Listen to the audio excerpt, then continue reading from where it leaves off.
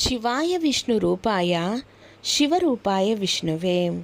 అందరికీ పరాభవనామ సంవత్సర ఉగాది సంవత్సర శుభాకాంక్షలండి. అందరి జీవితంలోనూ ఈ ఉగాది కొత్త వెలుగులు తీసుకురావాలని మనస్ఫూర్తిగా కోరుకుంటున్నాను. చెప్తున్నది నేనైనప్పటికీ నా చేత చెప్పిస్తుండేది ఆ లలిత మహాత్రిపుర సుందరిగా భావిస్తూ మిథున రాశి యొక్క ఫలితాల గురించి ముందుగా మనం తెలుసుకుందాం. మృగశిర 3-4 పాదాలు, ఆర్ద్ర, పునర్వసు 1-2-3 పాదాలు మిథున రాశి కిందికి వస్తాయి. ఆదాయం 8, వ్యయం 11, రాజ్యపూజ్యం 1, అవమానం 7. మే నెలాఖరు వరకు గురువు ఈ రాశిలో సంచారం వల్ల ఈ రాశి వారికి ఆడింది ఆట పాడింది పాట అన్నట్టుగా సాగిపోతుంది. శని రాహుల అనుకూలత కూడా తోడవుతున్నందువలన విదేశీ అవకాశాలు కొన్ని వస్తాయి. మొత్తం మీద సంవత్సరం అంతా నల్లేరుకాయల మీద బండిలా సాగిపోతుంది. ఆర్థిక పరిస్థితి మే తర్వాత ధనస్థానంలో గురువు ఉచ్చస్థితిలో ఉండటం వల్ల ఆదాయానికి ఎటువంటి లోటు అనేది ఉండదు.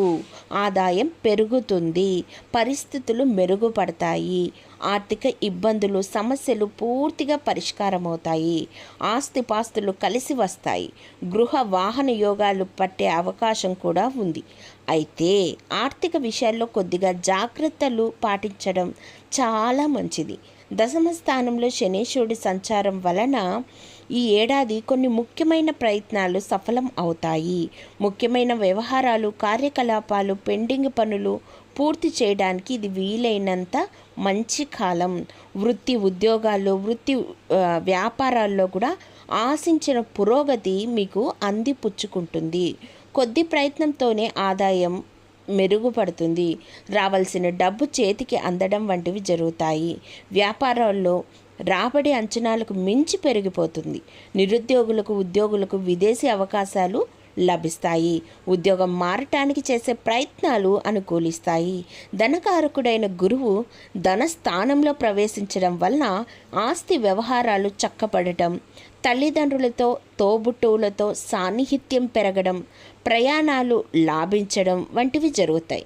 కుటుంబ వ్యవహారాల్లో తప్పకుండా మానసిక ఒత్తిళ్ళు అనేటివి ఉంటాయి. కుటుంబ వ్యవహారాలకు చక్కపెట్టడం మంచిది. సొంత పనులకు ప్రాధాన్యత ఇవ్వడం చాలా చాలా అవసరం. ఆరోగ్య సమస్యలు ఉండకపోవచ్చు, ఎవరికీ హామీలు ఉండద్దు.